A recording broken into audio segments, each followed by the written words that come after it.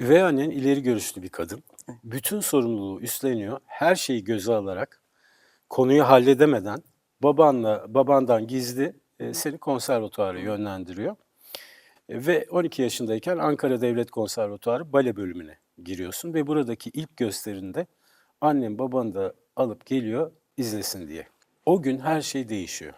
Baban seni orada o vaziyette dans ederken mutlu görünce desteklemeye karar veriyor bu konuyu. Belki de konservatuvarın ortamını falan görünce de güven gelmiştir ve yıllar boyunca yeteneğinle, güzelliğinle göz dolduruyorsun. Her sahneye çıkışında bütün gözler sana çevriliyor. Konservatuvardaki arkadaşlarınla birlikte yer aldığın gösterilerde sahneden alkışlarla ayrılıyorsun. Ve yıllar böyle geçiyor. Geldik 1957'ye, 17 yaşındasın. Çok küçük yaşta büyük bir acı yaşadın, 2 yaşında. Ama üvey annen sayesinde dünyan renklendi. Alkışlar ruhunda açılan yaraları iyileştirdi mi sence? Tabii ki. Çünkü benim zaten kalbimi ve ruhumu dolduran en büyük şey baleydi, dans etmekti ve beni iyileştirdi. Ama bu tam bir iyileşme de değildi aslında. Zaman zaman yaralarımı hatırladıkça hep dansa sığındım. Dans iyileştirdi, dans unutturdu. Ama artık belli bir yaşa geldiğim için de geçmişi daha fazla sorgulamaya başladım annemi. Nedenlerini aramaya başladım. Biraz su yüzüne çıkmaya başladı sanki ama her seferinde dans ederek sahnede İyileştirdin iyileştim. kendini. Çok doğru. Tam dediğin gibi kalbinde zaman zaman beliren o derin sızıya teslim olmadın, olmuyorsun. Yaraların iyileşiyor. Çünkü etrafında yeteneğini destekleyen birçok insan var. Annen zaten elini hiç bırakmıyor. Üvey annenin elini hiç bırakmıyor. Ancak seni destekleyen ve hayatındaki kırılma noktasına vesile olan başka biri daha var. Bir tiyatro ustası. Usta bir tiyatrocu diyelim. Bu tiyatrocu seni 5 sene boyunca sahnede izlemiş. Gelmiş, gitmiş, görmüş filan. Ve seni çocuk tiyatrosuna almak istiyor. Senin asıl kabiliyetinin oyunculuk olduğunu iddia ediyor. Bunu da sana söylüyor, ifade ediyor. Yıl 1957 hatırlatıyorum, 17 yaşındasın. Baleden çocuk tiyatrosuna geçiyorsun, evet deyip. Burada önce figürasyonla başlıyorsun. Ve bu sıralarda bir gün seni tiyatroya yönlendiren ustanın odasına başka bir tiyatrocu geliyor, onunla tanışıyorsun hasbelkader ve onu görür görmez aşık oluyorsun. İçinde bulunduğun dünya bu aşkla gittikçe zenginleşiyor. İlham kaynakların çoğalıyor. Yıl 1958, yaş 18. 18 yaşındasın, artık Ankara Devlet Tiyatrosu'nun sanatçısısın. Rol oynarken başka hikayeler, karakterlerle izleyiciyi başka evrenlere götürüyorsun.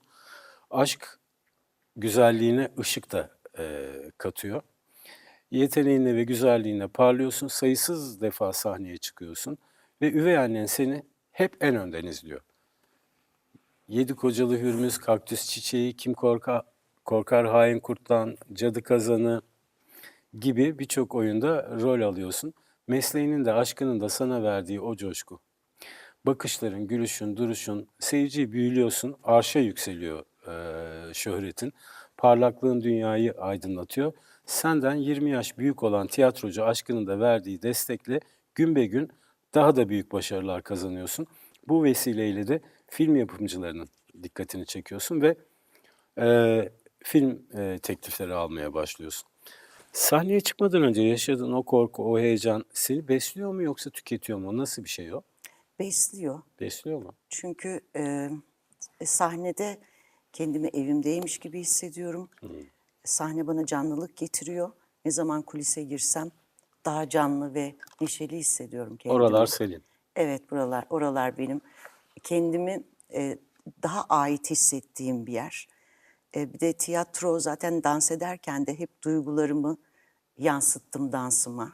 İçimdeki hüznü, öfkeyi, duyguyu, hayalleri. Farklı ifade biçimleri hakkında pratiğin var senin, Evet, evet. evet. Sadece Bu da oyunculuk değil, tiyatroya dans. hizmet etti.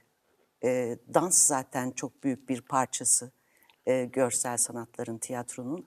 Ses, müzik öyle. Evet, benim için avantajdı. sahnede olmak. Zaten sahnedeydim, bu sefer tiyatro yapıyorum. Oyuncu olarak sahnedeyim. O kadar mutlusun ki çocukluğunda yaşadığın o büyük acıdan şimdi eser kalmadı.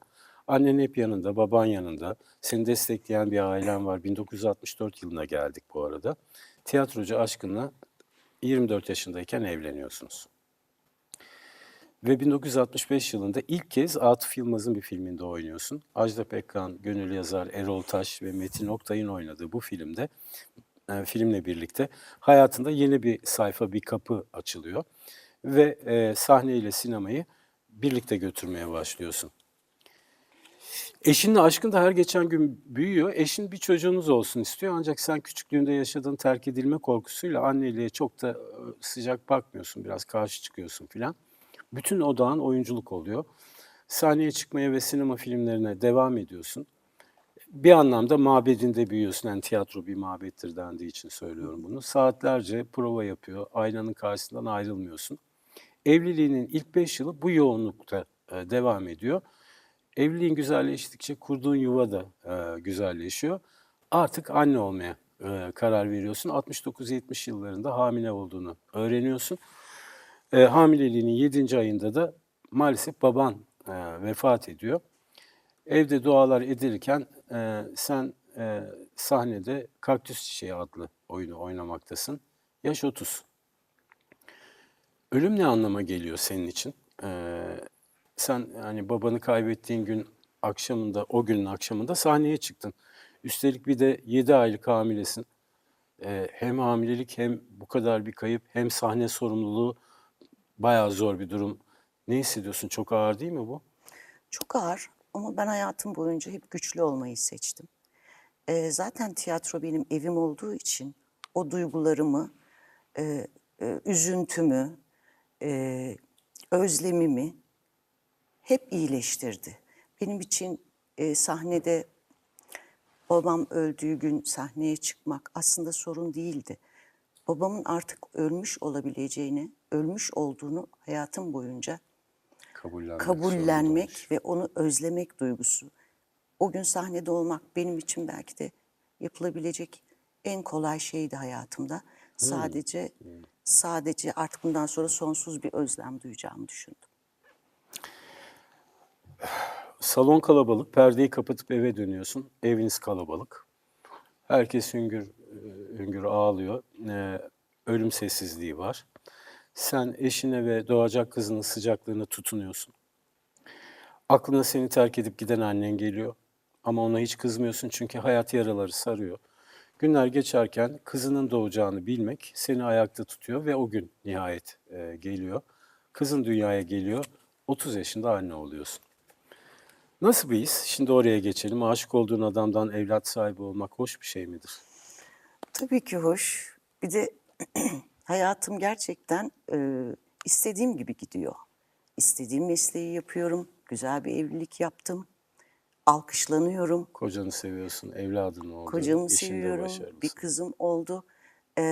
Zaten pozitif bir kadınım ama bunlar zaten hayatıma daha da pozitiflik getirdi. Ve bundan sonrası için herhalde çocuğum olduktan sonra da çocuğumun bakımına ve yetişmesine yöneleceğim için bu da benim için çok güzel bir motivasyon oldu. Sen bu senin planın mı yoksa hayatın bir kurgusu mu şu anda içinde bulunduğun tatlı durum?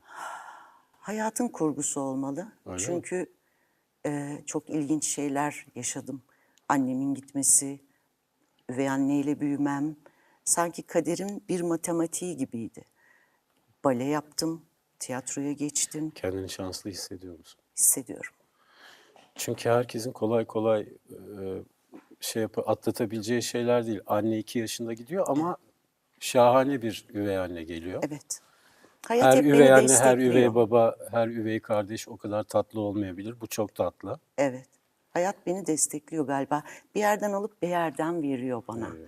Hep bir teselli olacak olaylar yaşıyorum. 70'li yıllarda hem çocuğunu büyütüyor hem de işine gayet başarılı bir biçimde devam ediyorsun. O süreçte annen de eşin de sana çok destek oluyorlar. 80'li yıllarda daha aktif, daha hızlı bir hayatın içindesin. Birçok filmde rol alıyorsun.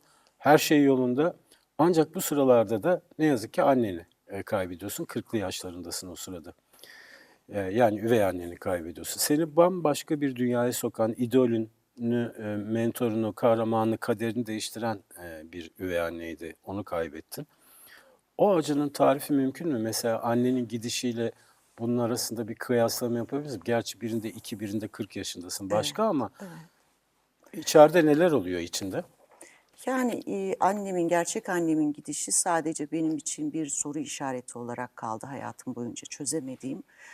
Ama üvey annemin ölmesi artık bir cevaptı. Artık Burada bir öksüz soru yok, bu bir cevap. biz cevap artık Ne o cevap? Hayat böyledir mi? Öyle bir artık şey mi? yalnız olduğumun, artık bir desteğimin, hani evliyim, evet, eşim destek oluyor ama artık bana şefkat verecek bir insanın, Büyüğüm kalmadı gibi bir şey mi? evet, büyük kalmadı, öksüz olmak gibi bir şey. Yani artık o hayatın bana verdiği bir cevaptı. Artık yalnızsın, artık sen anne olacaksın, sen şefkat vereceksin, sen çocuğuna üvey annenin davrandığı gibi davranacaksın. Daha iyi anne olacaksın hatta. Ama tabii ki çok ağırdı benim için ve bunu atlatmam çok kolay olmadı. Hayata tutunmaya çalışıyorsun. Eşinle, kızınla, mesleğinle. Hayat bir şekilde devam ediyor. Televizyon dizilerinde oynamaya başlıyorsun. Ta 90'lı yıllarda. 99 yılında çok önemli, çok sevilen bir televizyon dizisinde rol alıyorsun. Oynadığın karakterle tüm ülke seni tanıyor. Yani bence tabii tanıyordu zaten tiyatrocu olarak ama yani burada tamamıyla, yani çok kitlesel olarak tiyatro seyircisi olmayanlar tarafından da tanınıyorsun. Şöhret sana çok geç geliyor ama çok seviliyorsun. 2000'li yıllarda da dizilerde oynamaya devam ediyorsun. Fakat 2000'li yıllar senin için başka bir acının kapısını aralıyor. Eşin seneler içinde yaşlılığa bağlı rahatsızlıklar nedeniyle tedaviler görmekteydi. Maalesef 2009 yılında hayatını kaybediyor. Şimdi onu kaybettiğin sırada 69 yaşındasın. Tüm hayatın bir tiyatro sahnesinin etrafında şekillendi. Ama şimdi o sahnede hayat arkadaşın da yok, annen yok, baban yok. Şimdi yalnız olduğunu söyleyebilir miyiz? Yoksa Yalnız olduğumu söyleyemem çünkü kızım var. Kızıma odaklanıyorum. Evet, hayat arkadaşımı çok uzun yıllar geçirmişiz. Tiyatroda bana destek olmuş. Onu kaybetmek aslında artık tamamen kendime dönmek, tamamen kendim olmak. Çünkü hep onunla birlikte olmuşum. Aynı duyguları yaşamışız. aynı Aynı meslektesiniz, belki bir çift meslekteyiz. olarak hep anılıyorsunuz Hep ama anılıyoruz. şimdi artık Artık yalnızım. Artık sadece kendi adım var. Ve biraz da kendimi artık dinlemeye başlıyorum. Hayatımı sorguluyorum. var mı hala yapmak istediğin şeyler? Var tabii. Ben çünkü hayata hep olumlu baktım. Hep iyileştim. Hep iyileştirildim. Tabii ki beni yine iyileştiren şeyler olacak. Arkadaşlarım, dostlarım, seyircilerim, anılarım, geçmiş anılarım. Bunlar hep beni mutlu etti. Ö- Çok geniş ve muhteşem bir seyirci sevgisi, Evet, hayranlığı, evet, düşkünlüğü değil mi? evet. Daha ne isteyebilirim ki Evet. hayattan? Ki Ankara gibi yerlerde bunlar daha da önemli oluyor. Daha da önemli gerçekten.